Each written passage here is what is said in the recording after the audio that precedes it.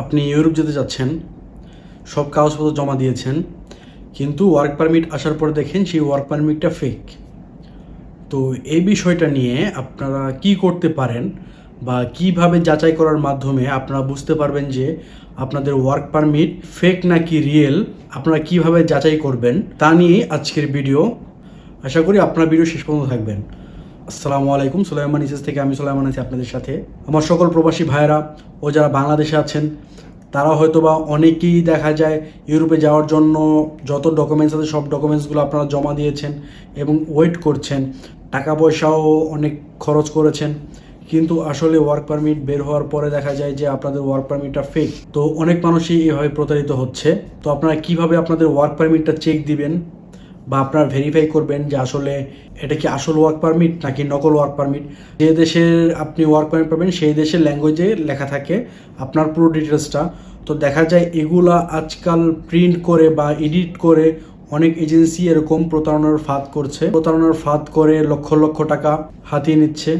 আপনারা যারা work permit হাতে পাওয়ার পরে ভেরিফিকেশন করতে যাচ্ছেন তাদের উদ্দেশ্যে বলছি, দেখুন আপনি ইউটিউবে বা গুগলে সার্চ দিলে আপনি অনেক ওয়েবসাইট পেয়ে যাবেন যেখানে তারা সাজেস্ট করবে যে আপনার ওয়ার্ক পারমিটের যে রেজিস্ট্রেশন নাম্বার রয়েছে, আপনার পাসপোর্ট নাম্বার, এইসব দিলে আমি আপনাদেরকে ওয়ার্ক পারমিটের সঠিক তথ্য বের করে দিব। তো এরকম অনেক ইউটিউবে ভিডিও আমি দেখেছি।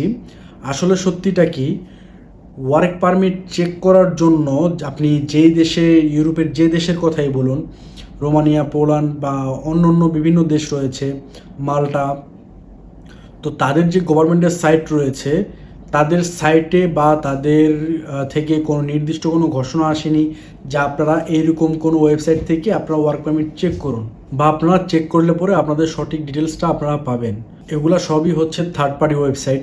দেখা যাচ্ছে এখানে আপনি ভেরিফিকেশনের জন্য আপনার ডিটেলস সাবমিট করার পরে যদি সেটা আসল ওয়ার্ক পারমিট না হয় তাতেও আপনাকে কারেক্ট দেখাবে। ট্রাস্টেড ভেরিফাই অপশন হচ্ছে আপনি যে দেশের ওয়ার্ক পারমিট পাবেন বা যে দেশের উদ্দেশ্যে আপনি যাবেন তাদের যে অথরাইজ গভর্নমেন্ট ওয়েবসাইট রয়েছে আপনি সেখানে প্রবেশ করবেন। সেখানে আপনি কন্ট্যাক্ট ডিটেলসে চলে গেলে সেখানে তাদের ভেরিফাইড জিমেল অ্যাড্রেস পাবেন। তো সেখান থেকে আপনি জিমেল অ্যাড্রেসটা নিয়ে তাদেরকে আপনার যে ডকুমেন্টসগুলো আছে, আপনার ওয়ার্ক পারমিটের ফটোকপি বা ওয়ার্ক পারমিটের পিডিএফ ফাইল করে নেবেন, সেটা আপনি ওখানে তাদেরকে সাবমিট করবেন। তাদেরকে লিখবেন ওয়ার্ক পারমিটটা ভেরিফিকেশন করতে যাচ্ছি, বা যে কোম্পানিতে আমি কাজের জন্য যাব বা যে কোম্পানি থেকে আমাকে ওয়ার্ক পারমিট ইস্যু করেছে সেই কোম্পানিটা কি আদৌ ওই দেশে আছে নাকি, ওই দেশের গভর্নমেন্টের রেজিস্ট্রেশন আছে নাকি। তো এরকম তথ্য দিয়ে আপনি তাদেরকে মেল করবেন। তো পরবর্তীতে তারা আপনাকে সঠিক তথ্য জানাবে।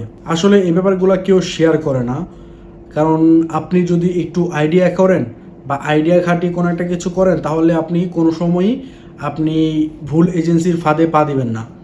তো এজেন্সির মানুষজন তারা বলবে না, তারা আপনাকে হয়তো বা অনেক হোয়াটসঅ্যাপ নাম্বার দিবে বা অনেক থার্ড পার্টি ওয়েবসাইট দিবে যেখান থেকে আপনি শুধুমাত্র আপনার রেজিস্ট্রেশন নাম্বার দিয়ে তাদেরকে ওয়ার্ক পারমিট চেক করতে পারবেন, এরকম অপশন। কিন্তু থার্ড পার্টি ওয়েবসাইটগুলো কখনো ট্রাস্ট করবেন না। যে কোনো হোয়াটসঅ্যাপ নাম্বারেও আপনি ট্রাস্ট করবেন না।